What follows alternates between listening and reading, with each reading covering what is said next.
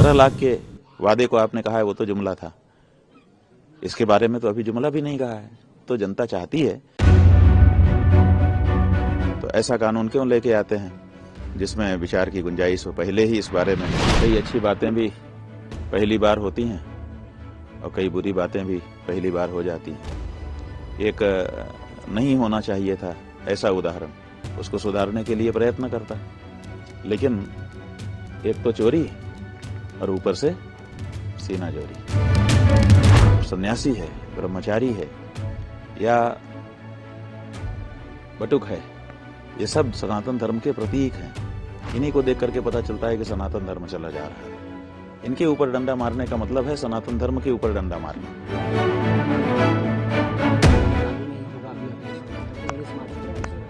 इसका तात्पर्य है कि सुप्रीम कोर्ट के सामने जब इस विषय को रखा गया होगा तो सुप्रीम कोर्ट को लगा होगा कि इसमें विचारणीय बिंदु हैं, इसीलिए उन्होंने मुकदमे को सुनने के लिए स्वीकार कर लिया और जब तक अंतिम निर्णय नहीं देते हैं तब तक के लिए अथवा अगली तारीख तक के लिए जो भी निर्णय लिया होगा उन्होंने इस पे स्टे लगा दिया। इसका मतलब है कि गुंजाइश है, कहीं न कहीं संविधान प्रथम दृष्टया संविधान की भावना के अनुरूप नहीं है, इतना तो पता चलता ही है। तो ऐसा कानून क्यों लेके आते हैं जिसमें विचार की गुंजाइश हो। पहले ही इस बारे में विचार लेना चाहिए कि हम ऐसा ही कानून बनाएंगे जिसमें संविधान की भावना खंडित ना होती हो, खनोश न लगती हो उसको। तो सुप्रीम कोर्ट ने उसको स्वीकार किया, इसी से पता चलता है कि विचारणीय बिंदु उसमें है। क्या बांटने को लेकर चल रहा है क्या? हाँ, यही मूल बात है। संविधान ने ये कहा कि देश में ऐसी कोई रेखा मत खींचो जिससे देशवासियों के बीच में किसी भी प्रकार का विभाजन दिखाई देता हो। और ये जो कानून है, इस कानून में यही बात है कि यहाँ एक जाति को दूसरी जाति के खिलाफ खड़ा करके लड़ने का कारण विद्यमान कर दिया गया है और इसीलिए निश्चित रूप से सुप्रीम कोर्ट को लगा होगा कि इस पर विचार करके तब आगे बढ़ना चाहिए। महाराज जी, आप बिना स्नान किए आए, पहली बार ऐसा? अब ऐसा है कि कई अच्छी बातें भी पहली बार होती हैं और कई बुरी बातें भी पहली बार हो जाती हैं। एक नहीं होना चाहिए था ऐसा उदाहरण बन गया। और क्यों बन गया? क्योंकि जो उत्तर प्रदेश की पुलिस है उसने अपनी गरिमा महिमा के अनुरूप आचरण नहीं किया। और अगर मान लो पुलिस ने गलती कर भी दी थी तो 10-11 दिन हम वहां संयम पूर्वक बैठे रहे। उत्तर प्रदेश शासन का कोई भी व्यक्ति तो आगे आता और आकर के जो गलती हो गई थी, जो अपराध हो गया था, जो भूल हो गई थी, उसको सुधारने के लिए प्रयत्न करता। लेकिन एक तो चोरी और ऊपर से सीना चोरी, जो कहावत है वो चरितार्थ हो गई। आप एक तो जो आपको नहीं करना चाहिए वो करते हैं। जो सन्यासी है, ब्रह्मचारी है या बटुक है, ये सब सनातन धर्म के प्रतीक हैं।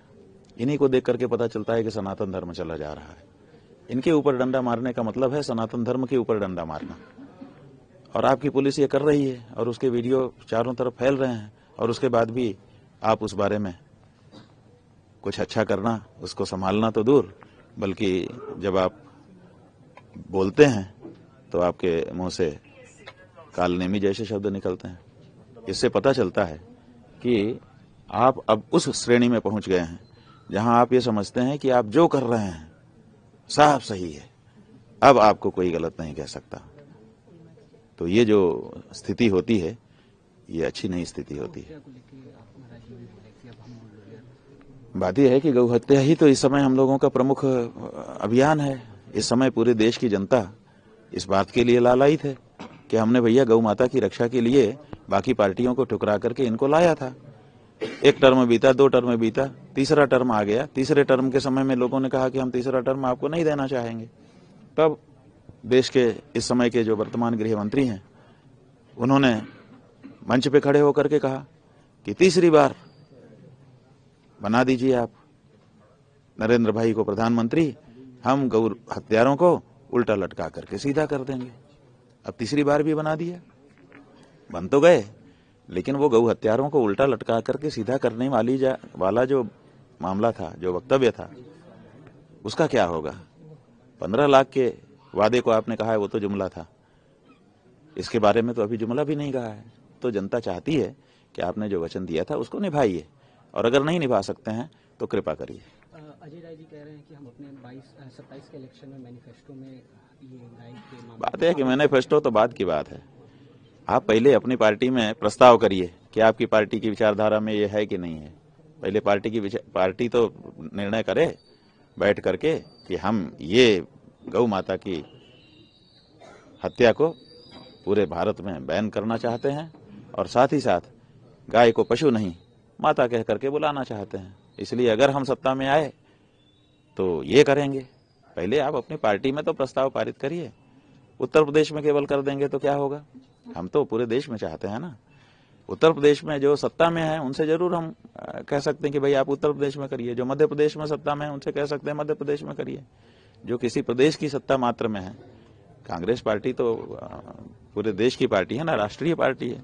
तो राष्ट्रीय पार्टी में राष्ट्रीय बात होनी चाहिए, और राष्ट्रीय प्रस्ताव पहले पार्टी के स्तर पर पास होना चाहिए, उसके बाद फिर हम लोग और आगे विचार करें। एक आखिरी सवाल, राष्ट्रीय पार्टी में प्रस्ताव ही नहीं है और हम कैसे आपको मौका दे देंगे?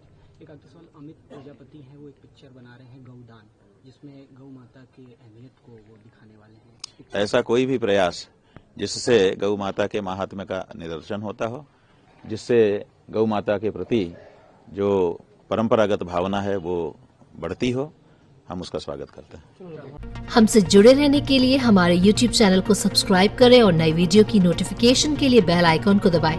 अगर आप ये वीडियो Facebook पर देख रहे हैं तो लाइक जरूर करें और ज्यादा से ज्यादा शेयर करें। धन्यवाद।